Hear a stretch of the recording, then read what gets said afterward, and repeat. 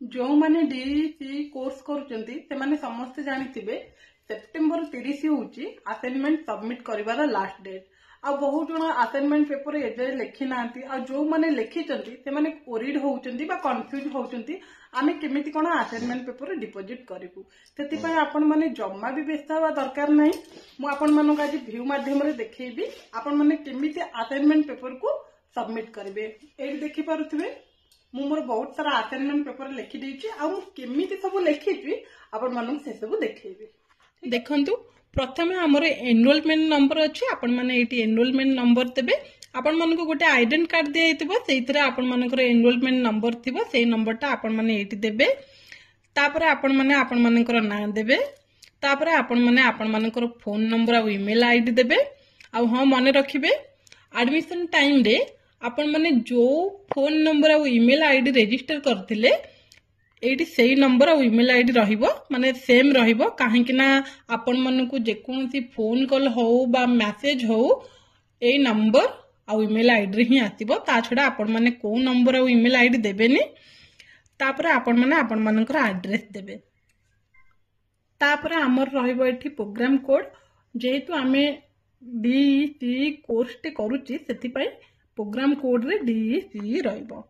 तापरे होची course code कोन DC1 हमर असाइनमेंट पेपर तीनटा अछि। गोटे होची 1 2 3 जेहेतु ए फाइल टा मोर होची असाइनमेंट 1 तेति पय कोर्स कोड रे मोर रहिची DC1 आपण माने केमति जानिबे एठी हमर अछि असाइनमेंट 1 रो गोटे क्वेश्चन पेपर से क्वेश्चन पेपर रे लिखा हिची कोर्स कोड होची DC1 सेई कोर्स कोड टा आपण माने।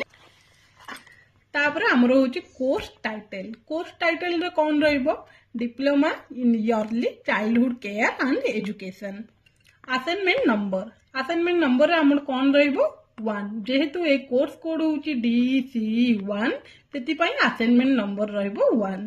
तापरे आपण माने देबे स्टडी सेंटर जेहेतु मोर होची केंद्रापड़ा कॉलेज आपण माने जोट भी आपण मानक स्टडी सेंटर हेतिबो आपण माने सेटा एठी देई परिबे। तापरे रहउची सिग्नेचर एटी आपण माने सिग्नेचर करिवे। तापरे हमर अछि सबमिशन डेट आपण माने जो डेट रे असाइनमेंट पेपर को सबमिटेड करिवे से डेट टाइम से दिन सेट पकेबे। ठीक अछि। एबे मु आपन को पूरा फाइल टा ओपन करके देखैबी। प्रथमे हमर इग्नोर फ्रंट पेज टा रहिबो। एई भला फ्रंट पेज आपण माने डीटा बाहर करिवे। गोटे फाइल ऊपर लागिबो आ सेकंड टा होची हमर एई फाइल रे माने प्रथम ये रे एई फाइल टा रहिबो। आपण माने एटी इग्नोर डेटा पेपर लगेलो सेम रहिबो। तापरे एटा होची मोर आइडेंट कार्ड आपण ए मानकर सेकंड रे रहिबो। तापरे असाइनमेंट क्वेश्चन 1 एटा एठी हमर रहिबो क्वेश्चन पेपर।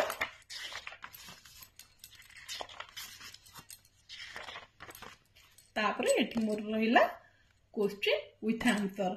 जो माने ए पर्यंत असाइनमेंट पेपर लिखि नाहंती से माने को कहि रखुची सुनंतु आपण माने जत्ते बेले भी असाइनमेंट पेपर लिखिबे गोटे पेज लिखिबे ता साइड पेज ता को छाडी देबे पुणी ता आरो पेज ता लिखिबे पुणी ता साइड पेज ता को छाडी देबे।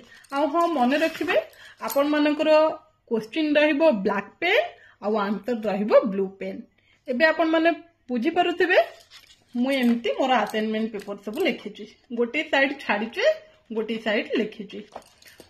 एटा होची मोर असाइनमेंट 1 आ एटा अछि मोर असाइनमेंट 2 एटा अछि मोर असाइनमेंट 3। ठीक अछि। आपण माने असाइनमेंट पेपर लिखिके एमती फाइल बनै परिबे।